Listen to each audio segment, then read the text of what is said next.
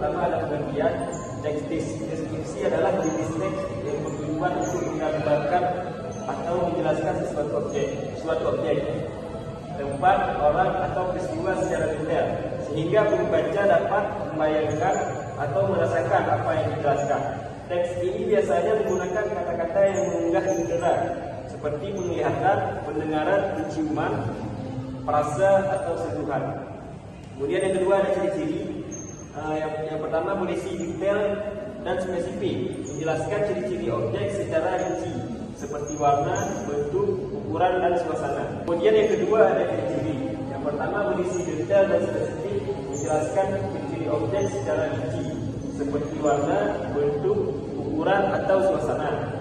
Yang kedua mengunggah imajinasi pembaca, membuat pembaca seolah-olah melihat atau merasakan objek yang dijelaskan. Yang ketiga menggunakan kata sifat dan keterangan. Banyak menggunakan kata sifat untuk menggambarkan karakteristik dan kata keterangan untuk memberikan informasi tambahan. Dan yang terakhir subjek dan objek. Bisa berdasarkan pandangan pribadi, subjek atau fakta objek. Berikut ada struktur identifikasi pengenalan atau gambaran umum tentang objek yang akan dideskripsikan. Yang kedua ada deskripsi bagian, penjelasan lebih rinci tentang ciri-ciri atau bagian-bagian dari objek tersebut. Yang terakhir ada kesimpulan atau kesan penulis opsional, pendapat atau kesan penulis terhadap objek yang dideskripsikan. Selanjutnya akan dibaca oleh Ferdinand. Selanjutnya itu ada jenis-jenis.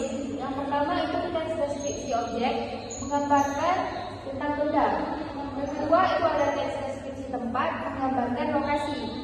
Yang ketiga itu teks deskripsi kejadian, yaitu menggambarkan peristiwa. Yang keempat itu ada teks deskripsi kondisi, di mana teks deskripsi kondisinya menggambarkan tentang situasi.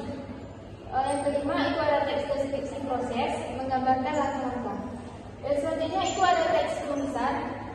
Yang pertama menggunakan bahasa deskriptif dan konkret. Yang kedua menggunakan kata-kata yang spesifik dan akurat. Yang ketiga buatlah kalimat yang singkat dan efektif. Yang keempat gunakan metafora atau perbandingan untuk memperkaya deskripsi. Kelima, hindari kata-kata yang ambigu atau tidak jelas. Nah, selanjutnya ada langkah-langkah. Satu, pengenalan atau pembukaan. Perkenalkan subjek dan berikan gambaran umum. Dua, deskripsi, gambarkan ciri-ciri, sifat atau karakteristik subjek secara rinci. Tiga, penjelasan, berikan penjelasan tentang detail subjek. Empat, contoh atau ilustrasi, berikan contoh atau ilustrasi untuk memperjelas deskripsi. Lima, penutup, ringkaskan deskripsi dan berikan pesan terakhir.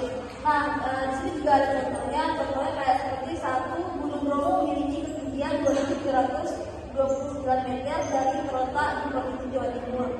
Dua, ada Museum Nasional memiliki koleksi lebih dari 140.000 benda-benda budaya. Tiga, Pantai Kuta di Bali dikenal dengan pasir putihnya yang indah. Nah, di sini juga untuk tugasnya bisa dibuat dengan cara membuat video animasi seperti contoh